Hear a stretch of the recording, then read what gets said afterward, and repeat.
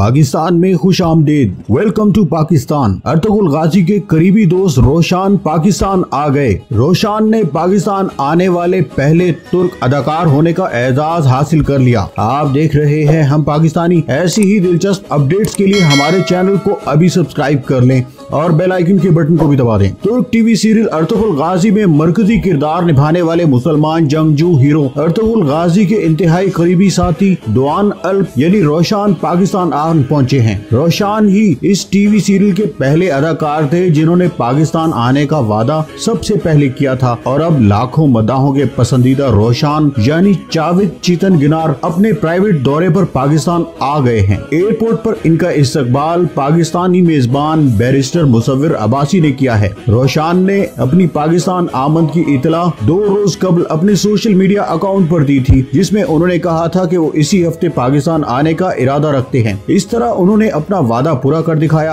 और हमारे YouTube channel हम पाकिस्तानी ने भी अपने नाजरीन को इस हवाले से लम्हा ब लम्हा आगाह करने का वादा भी पूरा कर दिखाया है। रोशान की पाकिस्तान में मसरूफियात के हवाले से भी हम पाकिस्तानी आपको अपडेट करता रहेगा। वीडियो को लाइक, शेयर और कमेंट जरूर कीजिए और हमारे चैनल को जरूर सब्सक्राइब कर लीजिए। अगली वीडियो तक के लिए खुदा हाफिज।